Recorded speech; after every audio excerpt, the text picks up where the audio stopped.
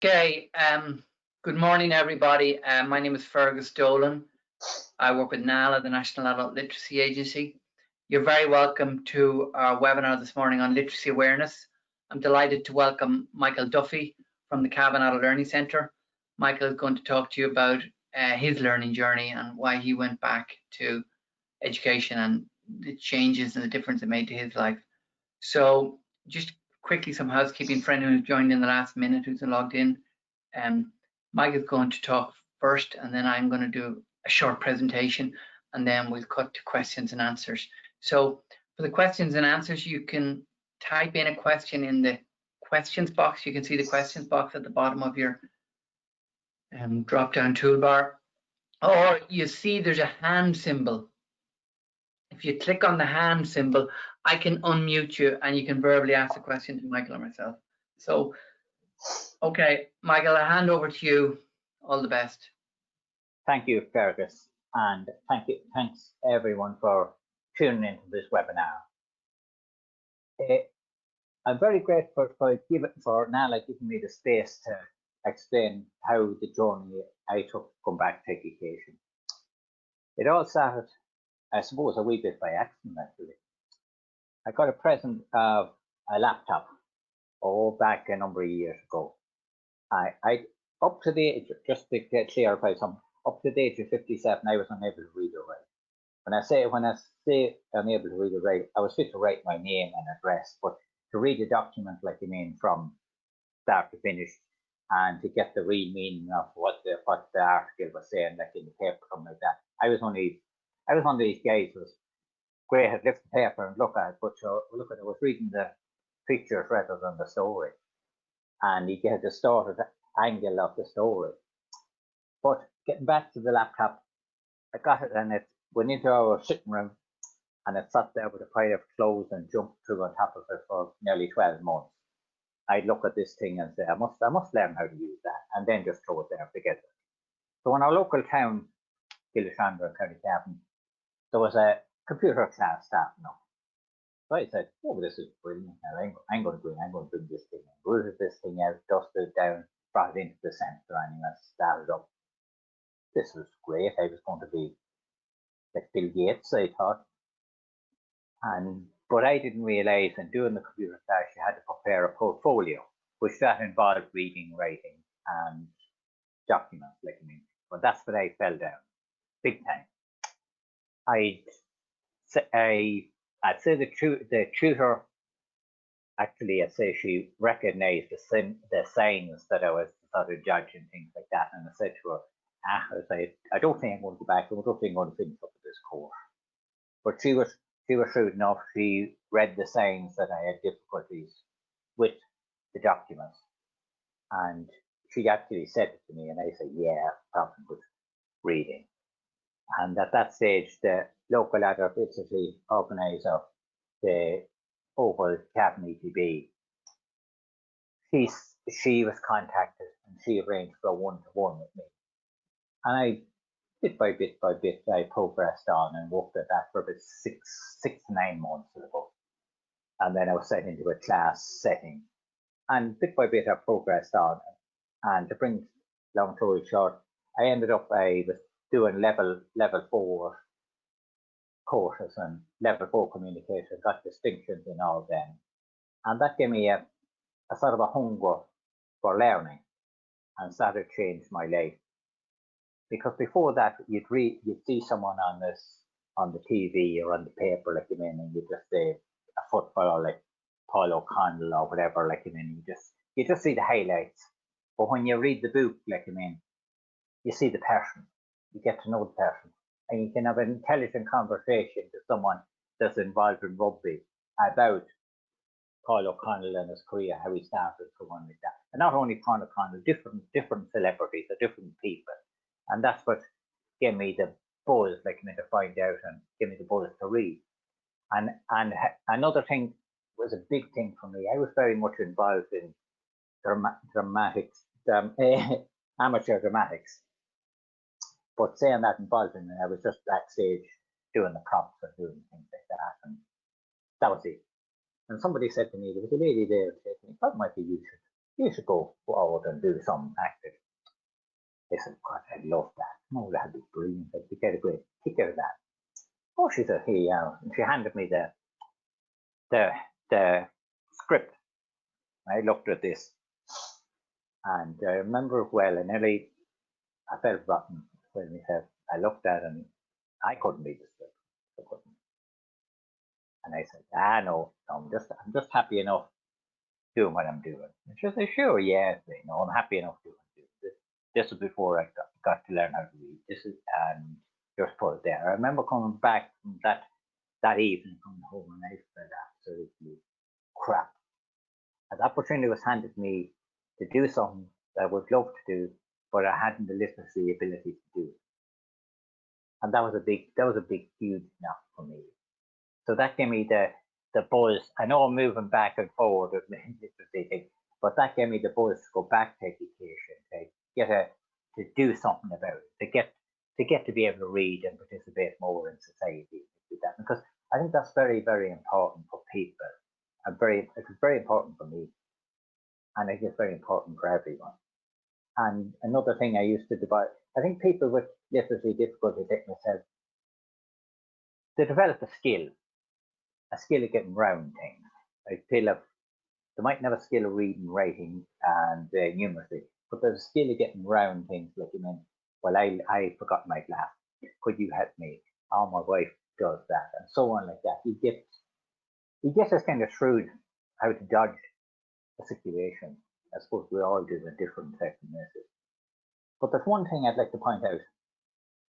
It's very important to recognize people with literacy difficulties because there's a huge number of people out there with them. And it's a sort of with the people there, it's a sort of a taboo with some people. They don't want to admit it. It's the same as mental illness, the same as all other things like that. They don't want to admit it, they want to prevent it. That's where people at the front line need to be sensitive and recognize things like that. Like people say, come into your office and they stand back and they say there's a note up on the door, a particular notice that manager or the secretary on inquiries, information. They don't go to the information, they go to some other desk. And you have to ask the question, why did they not go to information? Information says there's a girl there, why did they not go to that one? And do you ever think, like, that they mightn't be fit to read the word information? They might know it. Things like that. Recognize, be able to read signs around building. Hesitant about going up to a councillor, like, to ask, pick up forms and just bring them home, not fill them up there. Things like that. Another thing is in the banking sector, another aspect can be daunting for absolutely anyone, even people with good literacy, because we're now is all cards, and more so now in the pandemic, you're using cards all the time. But and it's a good thing in definitely handling cash, because cash could be contaminated with COVID and so on. But old age pensioners, not on old age pensioners, but different people are asked to remember a PIN number, a code, or something like that. And we have that many codes and PIN numbers, and it's very difficult. Some of those people you're asking to remember PIN numbers, some of them wouldn't even remember their own name. I know that sounds weird and sounds a bit prejudicial, but that's facts. And it changes people's perception, because I now would say I can lift the paper, read an article, read something about it. I know it's all COVID-19, but it's different things. Like, you can read it, and you can have an intelligent conversation. You go out for a drink, or you go out for a meal with someone like that. You can have an intelligent conversation. Did you see such a thing in the paper? Did you see what such a person said, and things like that. Whereas before, when you had literacy difficulties, you had to stand back, and you couldn't participate in that conversation because you were afraid of making a deep bollocks and fooling yourself. You know what I mean? You just didn't. So that in itself affected your mental well-being of people, because they felt they were an outsider. And it's very important in today's world not to be an outsider, to be involved in more creative ways, like I mean, and helping people and things like that. And I think, and another thing is some of the documents or some of the things like that is they have a lot of very big words, words with 75 letters and big long words, like I mean, which I'm sure can be broken down to simple, more to help people that has literacy difficulty. Because that was when I went back to education, that was the way I was taught to read. Like break down the word in syllables, how many beats was on the word, things like that. And that's how I learned. But there's a lot of people out there that get very difficult to do that. It gets very difficult to break down a word. Maybe if it's done it simpler. Like going into a hospital, for instance, now it's you have signs up there, X-ray department, maternity department, so on like that. Somebody's going in, like you mean, they're going in for an X-ray, and they don't go to the X-ray department, go to some other department. Why is that? Because they can't, probably because they can't read the word X-ray department. I know that sounds unusual, but for people with literacy difficulty, it's a reality, isn't it? It's a handicap to them, like I mean, because they don't, and then someone points out, oh, you're wrong, like I mean, and they feel inadequate in that particular field. They should have pointed out, they should have known that. So surely you knew what X-ray meant, like I mean, you know what I mean. Maybe if there was symbols put up, maybe there was diagrams put up, maybe there was something like that put up to explain it, rather than these big fancy letters, like I mean, you know. That's little wee things like that. And it could mean it also literacy difficulties can lead to other problems, such as psychological problems with people. I work as a volunteer with a suicide prevention group, and I have seen it with a number of people coming into us, and they are on the margins of society. And 90% of them comes in to have literacy and numeracy difficulty. And I have seen them myself when they went back to education. They've done little courses in their village, little courses, like, you know, just help them. They have changed dramatically. And I think that's very important because not only the mental health improve, the physical health improve. It can be linked to heart problems, blood pressure, diabetes, all that thing is all linked to mental, can affect mental things like that. And it all backs down is, yeah, I don't fit in the community. I am an outsider. And that's what literacy, the lack of literacy means to a lot of people because they feel that they're on the outside. I felt a wee bit like that myself because you'd go in with someone public, I mean, and they'd be talking about football. Did you see such a thing in the paper? Like, I mean, so, oh, did you see on food? Like, I mean, did you see that? No, so on like that. I have to sit back and say, nod like a nodding doll in a pet shop, like, I mean, you know, and oh, yeah. I wasn't a clue what they were talking about, but I was, I was there and I was just going along with what was going on because I wasn't adhered enough to them to express my opinion about the article they were talking about. But now I could say, I could make an opinion, like, I mean, I could say, no, I think you're wrong. There's such a thing. You shouldn't have done that. Something like that. I can participate more and get more deeper into the conversation. And that's where I think that's very, very, very important for people. Because I felt that, I mean, now I can, in society, I can function much better. I'm doing bits of amateur dramatics, not at the moment now, of course, but I'm involved in it. Like, I mean, at the minute and believe it or not, you're going to laugh when you hear this. I'm starting to write a play myself, so I don't think it'll ever hit Broadway. But like, it's something to be at. It's something to do. Like, I mean, and in this, with this thing going on, like, I mean, and with COVID-19 and people restricted to movements and all like that, it's good to have something to do, something to keep the mind active, because that's very, very important. And reading is a great way to start. The first book I started to read was, do you remember, if any of you remember the tobacco in Taipan with Roy Keane and McCarthy? And that was one of the books I read. And with that at that time, I can't remember what year it was. That time that was all over the paper, and Roy Keane walking off with his dog, and then he had dropped out in the road with McCarthy. And then when you read the book, it put a sort of a different spin on it. As I said earlier, you get more, like, I mean, what's it about, what's going on, like, I mean, and you get more clearly into the story. And it has changed my life dramatically. Like, I mean, a number of years ago, I'm 66 now. At 57, I couldn't read. As I said, just to name and dress. It has changed my life dramatically. There's no doubt about it. And I can participate in society and things like that. And I think it's very, very important for things like that, because it makes people feel good.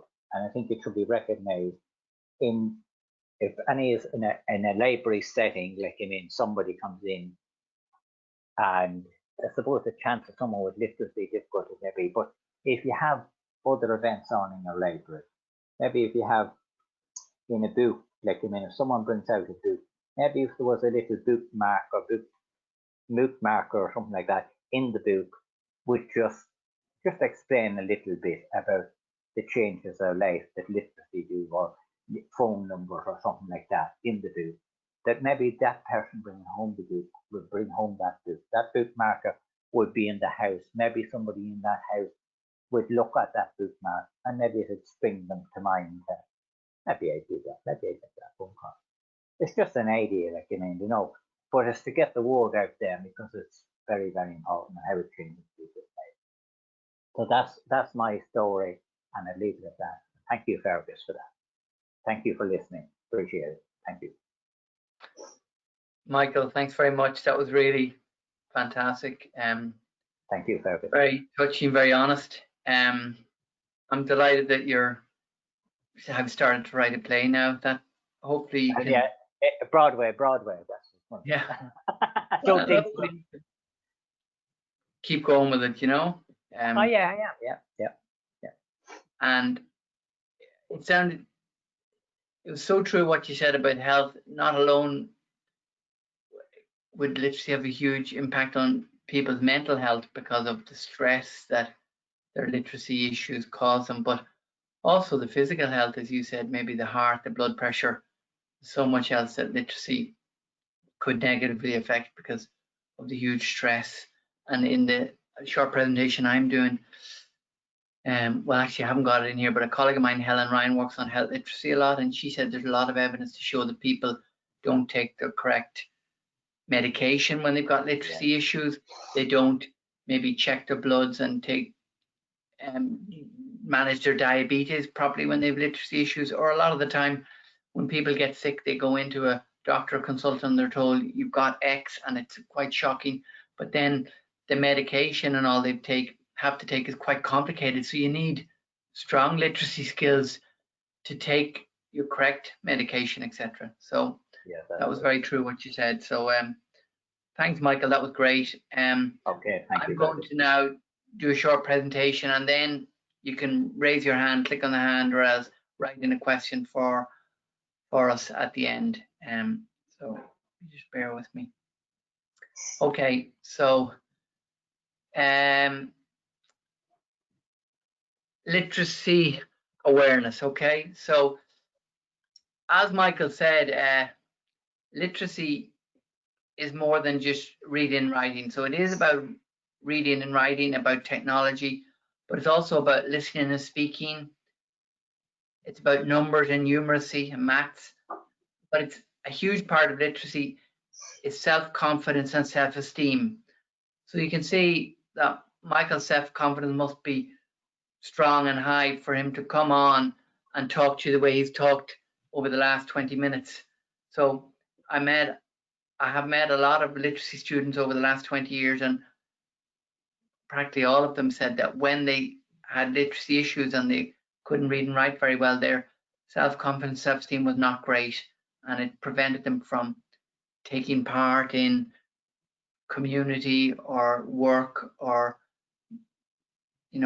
citizenship events. So it really does limit people. It limits their power and their control. Okay.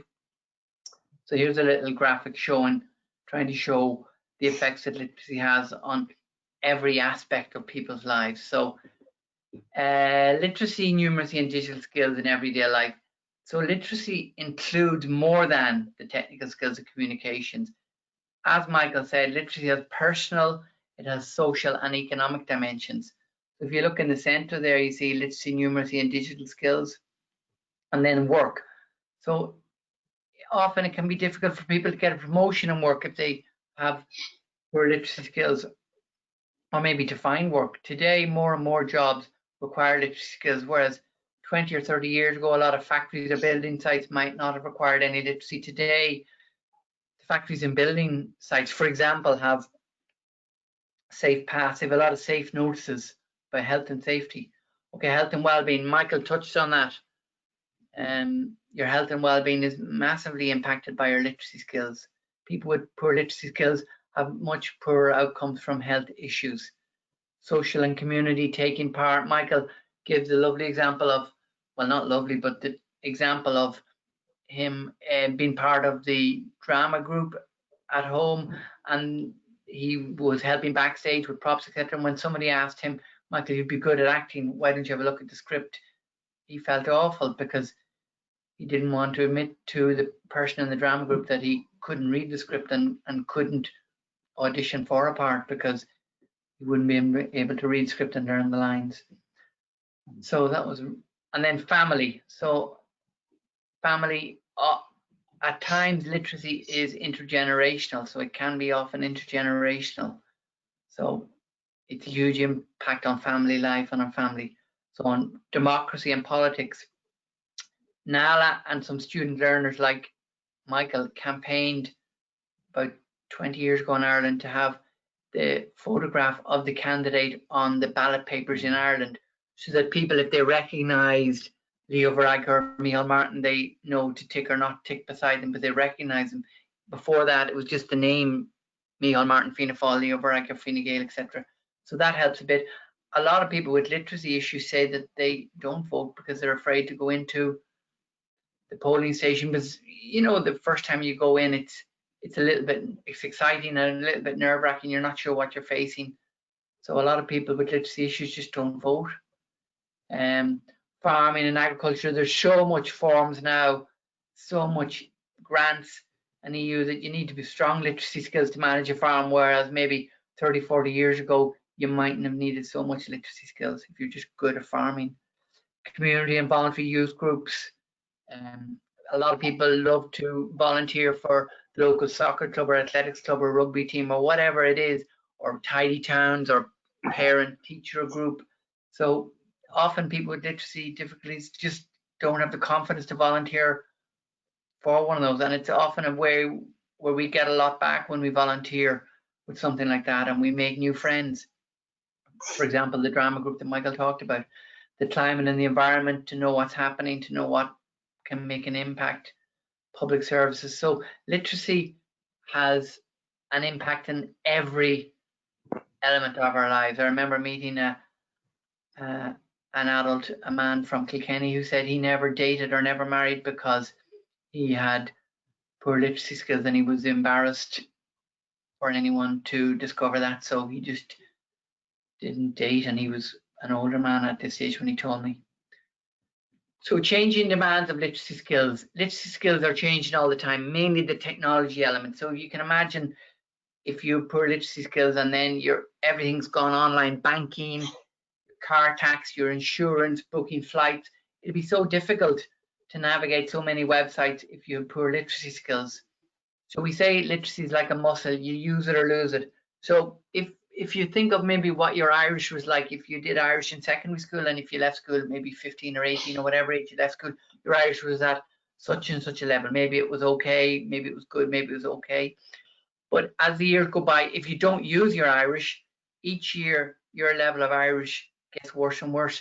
So the same is with literacy, with your reading and writing. If you left school early, say at 14, 15 or 16, and you didn't use the literacy you had because you picked a job where you don't need literacy, and you didn't read at home or you didn't go to night classes, then your literacy skills, the literacy level you had when you left school would deteriorate each year. So it's like a muscle.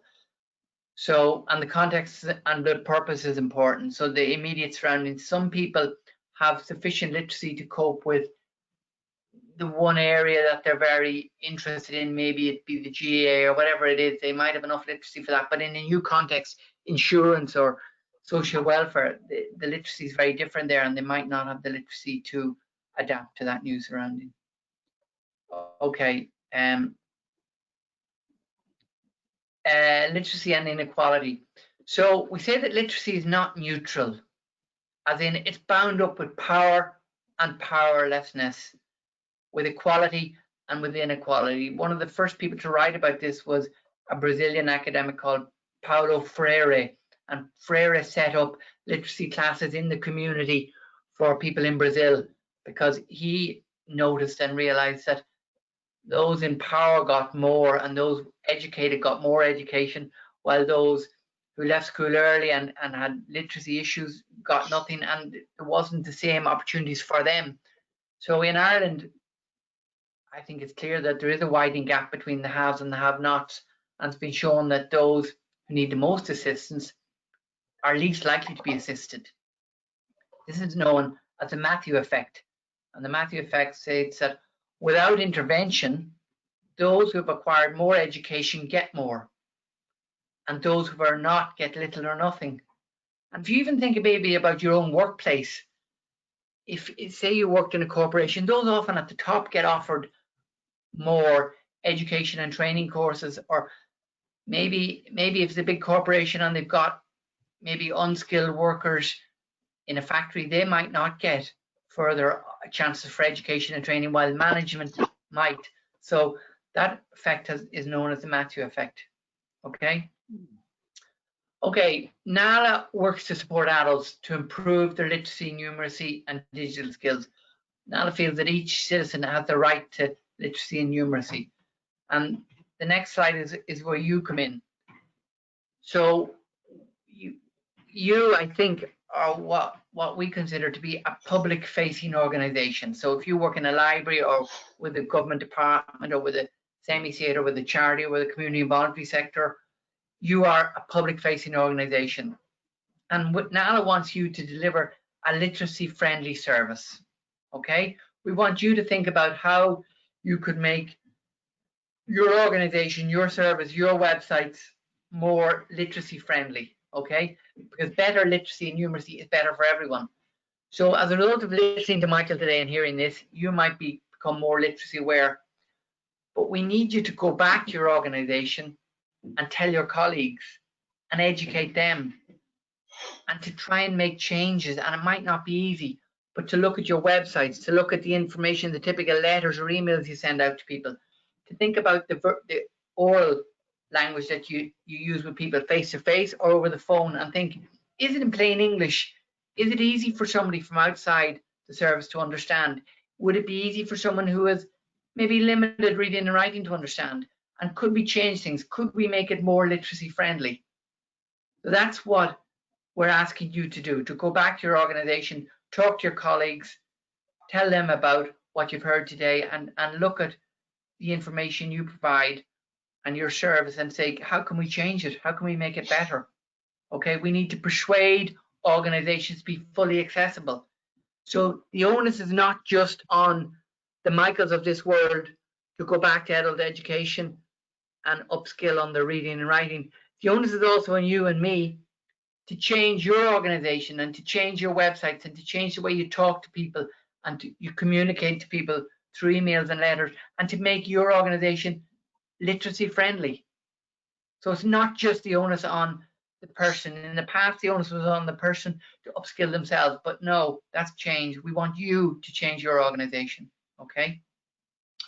So just on Ireland and on literacy skills, maybe normally if we were having a workshop here and you were in the room, I might throw out the question and ask you to shout up examples. If you think of the literacy skills of Irish adults from 16 to 65, and if 1 is at the lowest level and 6 is the highest level, what percentage of Irish people do you think are at the lowest level, or at levels 1 or 2?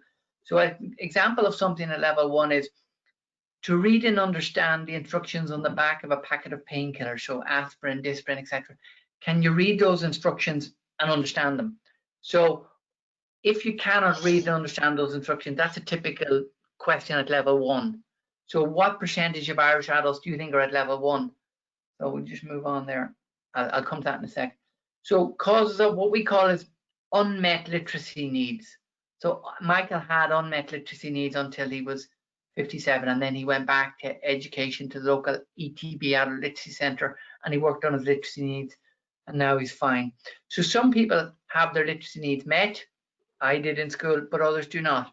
There can be many reasons for this. There can be physical and psychological reasons, educational reasons, maybe leaving school early, maybe large numbers in classes, maybe streaming, social and economic reasons. Literacy is often tied up in social and economic reasons, family reasons, maybe not an emphasis on the education, or maybe a need for people to get out quickly and get work and earn money, and changing literacy, so the technology, etc. So if we look at the adult skills survey, that question I threw out. So 1 in 6, this is from 2013, carried out by the OECD. 1 in 6 adults find everyday text, such as a bus timetable, medical instructions, hard to read and understand. So that's 18% of Irish adults. That's 500,000 Irish adults. So if there's 500,000 Irish adults, it's sure that of those 500,000, plenty of them access your service, wherever you work, your organization. So that means 1 in 6, or maybe more, adults who access your service or should be accessing your service have struggled with literacy.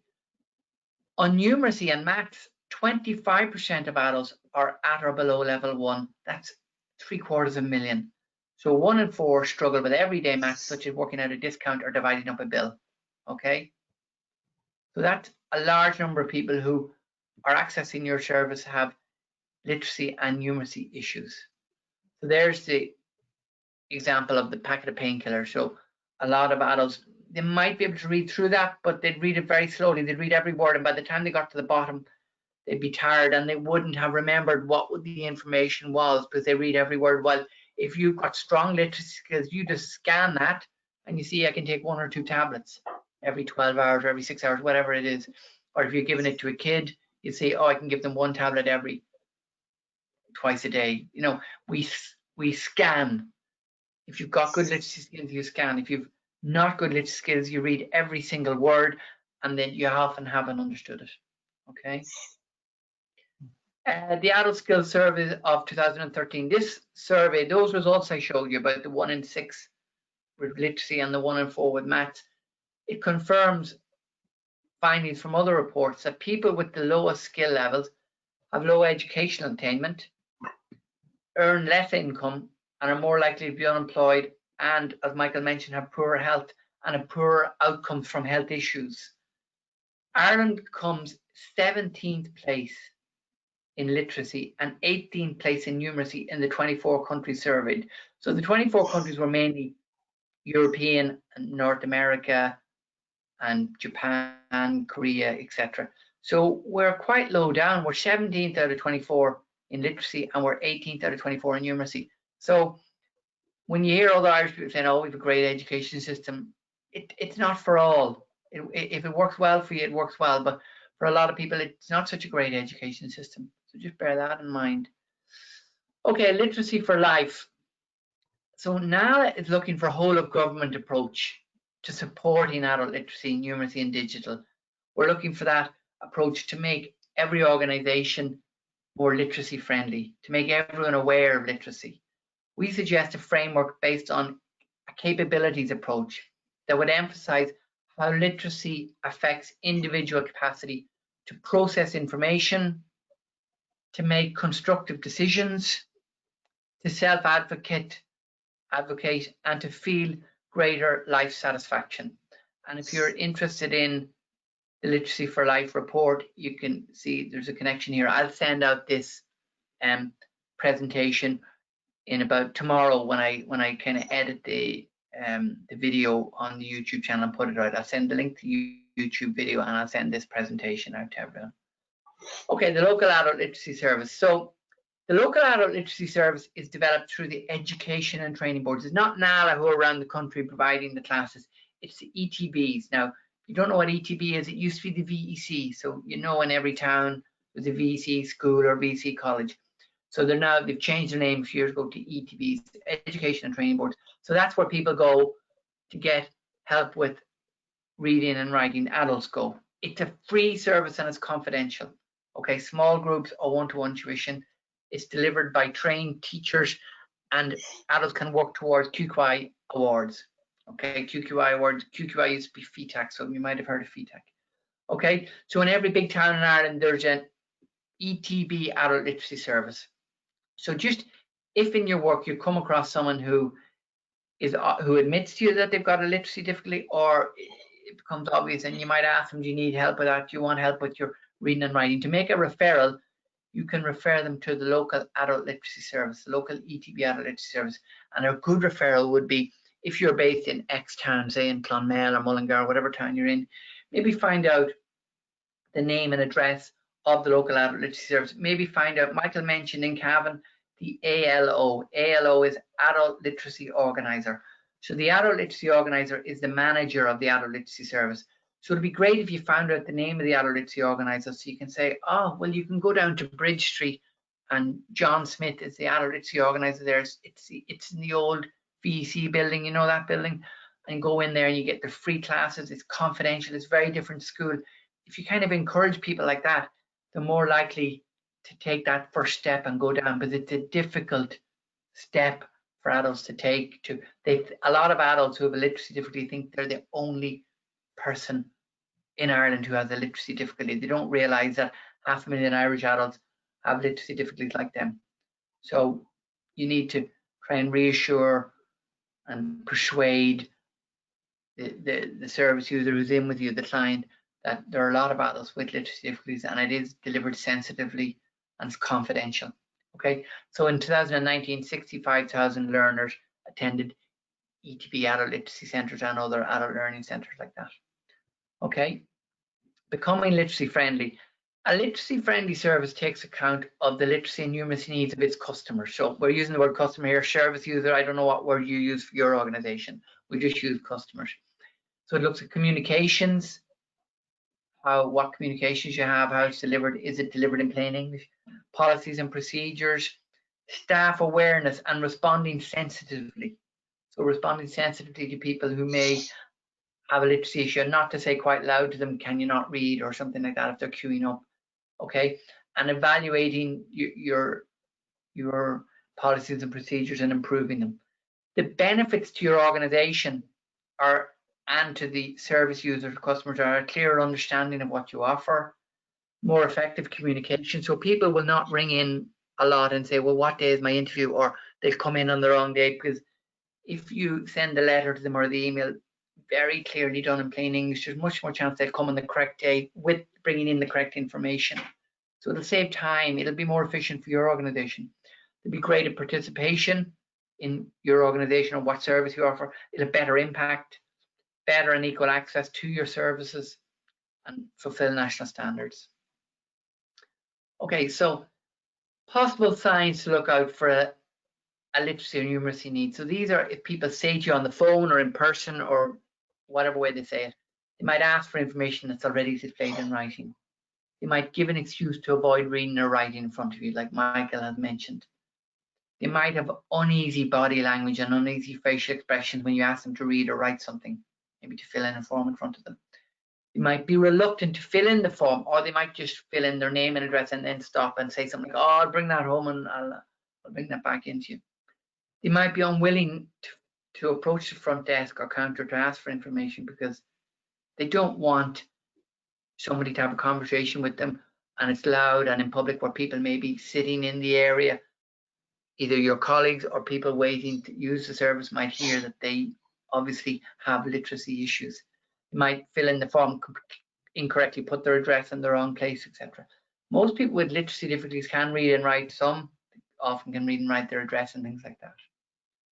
There might be subtleties in their language they're using. They might be struggling with understanding the money or working out a bill. They might say something like, Michael said something like, oh, my wife looks after that, or they don't respond to you when you do the teach back. Okay, so maybe here's some suggestions that you might try if you think it's appropriate, if you think it's right.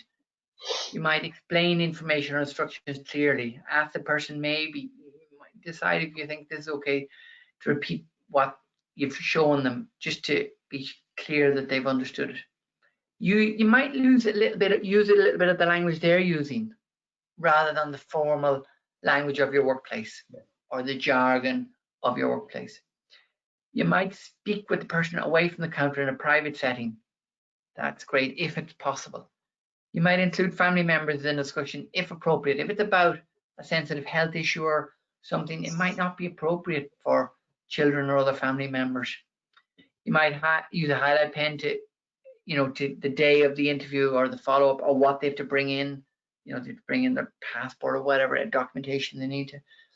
You might assist in finding ways to help, such as access to an interpreter. So maybe with someone who's not born in Ireland and English is not their native language, might be an interpreter, and a lot of organizations can get interpreters. So you can say, if you come back in on Tuesday week, we'll have an interpreter. You might offer to help with filling in a form, but don't sign it for them. Most people with adult issues can sign. But you ask first. You don't kind of take it off someone and start filling it in. You could use visual aids and a diagram if that's helpful. Okay, plain English. So why use plain English? So plain English is better access to your service. There's better understanding what you offer for the service users and customers. Fewer mistakes from the customers or service users. Fewer questions that are, if you have everything in plain English, they won't be ringing you and asking you something that's there in plain English. But if it's not in plain English, they might ring in and say something you think, but it's on our website, but maybe it's not in plain English. It'll save you time and money. The messages reach more people more effectively. Yeah, Princeton University from the US survey showed that people regarded writers who use unnecessarily complicated words and typefaces as less intelligent than those who use everyday language and clear fonts. Okay, so just at a glance, some plain English guidelines. Think of the person reading your information. Be direct and use the active voice rather than the passive voice. Avoid unnecessary jargon. So the unnecessary jargon, the jargon can be used with a colleague, but with someone from an outside service, they might not understand that jargon. Have an average of 15 to 20 words in each sentence. If there's more than 20 words, you can generally put a full stop somewhere in the middle and make 2 sentences. Avoid Latin or French expressions and define unfamiliar abbreviations and acronyms. Okay. Plain English in practice. Don't use all capitals. It's not easy. It's not easy to read all capitals. Good line spacing 1.5 or 2. A line to the left. If you want to do emphasis, the best thing is to use bold. Italics are harder to read and underline isn't as good, so use bold. So a font such as Arial, not Times New Roman, not fonts with the curves and the swerves. Ideally, font size should be 12, 11 if you want to fit everything into one page, but don't cram on one page. Space out well with bullet points. Define acronyms. What's NALA? What's IHPA or IPHA? Okay, we advise you to use the active voice and not the passive. Okay, plain speaking, same kind of thing. Just speak in plain English. Okay, don't use the acronyms, etc. Simply put, is a website that NALA have. NALA have a plain English department, so if your organization has documentation they need to get plain English, NALA can do that. Or if you would like training, if you think colleagues might need training in plain English, NALA can do that too. With the plain English department. One small change. So have a think after what Michael has said today and what I've said here. Is there one small change that you could do at work? And will you do it? Will you go and try and do it today or tomorrow or next week? Will you make that change?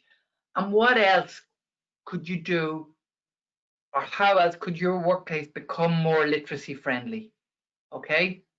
Think of your websites, think of how you answer the phone, think of notices when people walk in. If they walk into the lobby of your organization and there's only touchscreen, that might not suit a lot of people. It might be great for you and the management. They might be delighted, they're lovely. But if you think of 1 in 4 Irish people are at level 1 of literacy, those touch screens or those notices in your lobby or your front desk reception area might not suit a lot of people.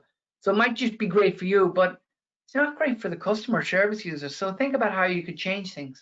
Talk to your colleagues and tell them about literacy awareness.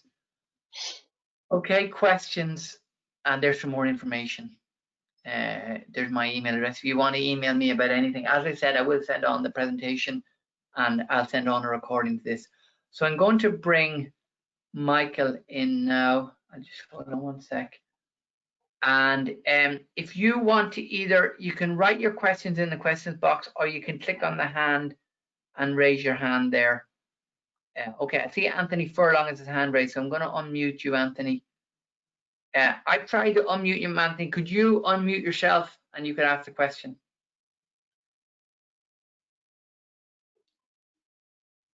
Okay, I'm not sure what happened there. Okay, we've got Michael. Are you there? Yeah, I'm here. Right, thanks. Okay, let's have a look and see what's written in. Any questions? As I said. Okay, Fergus, could I ask a question? Yes, is that Anthony? Can yes, you hear me? Certainly. Yes. Yeah, that's me. Sorry. Listen, one thing that's just after kicking me in the butt is even the word social distancing in our clinic. You know, and all the stuff with the COVID, it's all written. There's very few physical stuff, and that's something that I'll be bringing back to the clinic absolutely today. The other thing I just wanted to ask, because I work with substance misuse, Michael, as well, in particular, there's a high level of early school leavers and a high level of literacy difficulties. Is there is there some information? Is there something I can get that the minute they walk into the clinic that they would see that it's available? Is there kind of posters like that, or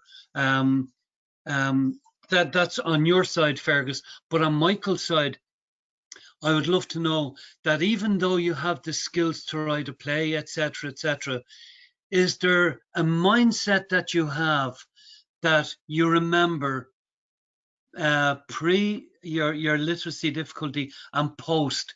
Is there a particular mindset of skills that you have there that you brought with you? Thank you, and thanks, Michael. Okay. Well, I don't know about writing a play. Like, I mean, I'm in the process of it, and it'll never be a masterpiece. I'm pretty sure about that. But the mindset I had when I started off was to improve my well-being, and improving my well-being or improving the society. As I said, I work with people with social needs, with suicide prevention groups, and it's a great tool to bring in, like, I mean, to show them, like, I mean, what I have come from to where I am, like, I mean, and show them that they can do the same, and it gives them more of a something to go for. Like, I mean, if that's what you mean, does that answer your question?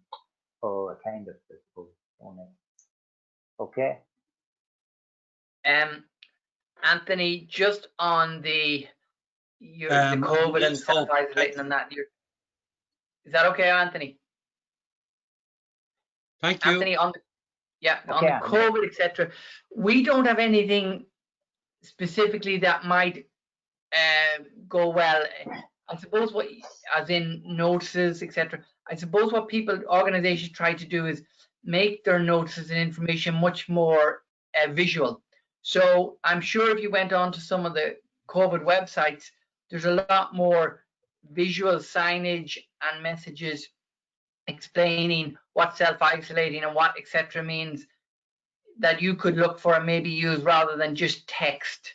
But NALA don't have that at the minute. But that's what I suggest you do, to go online and kind of Google images of self-isolating or images to use for COVID, as in COVID awareness images. I think there would be quite a lot, because you notice the images in the park and in public places, they're both visual and text-based. So I think they are there and they can be used, to answer your question on that. Okay, just in the questions box, I don't see any more questions. If anyone else has a question, I suggest they click on the hand symbol the way, and that I will unmute them. I'll just look through that. I can't see anyone else. Is there anything else, Michael, to finish up you'd like to say? No, really, that's really it. And it changes. they're being aware of people with literacy difficulties going into your organization is it's a very sensitive thing. As someone said here, as Fergus alluded to, you can't really go up to someone and say, can you not read or write? Because that's a very putting off thing. That's that's not the right thing to do. And you have to be very, very sensitive because, and another thing is, I when I went back to it, I thought I was the only fool that couldn't read or write, but I wasn't. And in doing that, that first step across the threshold is the big step. When you go in there, you are in a vast number of people that come in that has the same problems that you have, maybe worse, maybe the same, but you're in a community and there's an awful lot of people out there and you're not the only ones there. That's all I have to say. Okay, Fergus, and thank you everyone. Okay. Thank you. Michael, thanks very much. And I'd just like to, that's it on the questions. We don't have anything else. And anyway, we've come to the end time-wise. I'd just like to thank Michael for his really honest and frank and insightful talk on his learning journey and the difference it's made to his life. And I'd like to thank you all for tuning in this morning. As I said, I'll send on, by tomorrow, I'll send on the video recording of this if any of you need to look through it again. And I'll also send on my presentation. So I'm going to close the webinar now. Thanks for joining us and all the best. Okay, thank you everyone. Bye, Michael.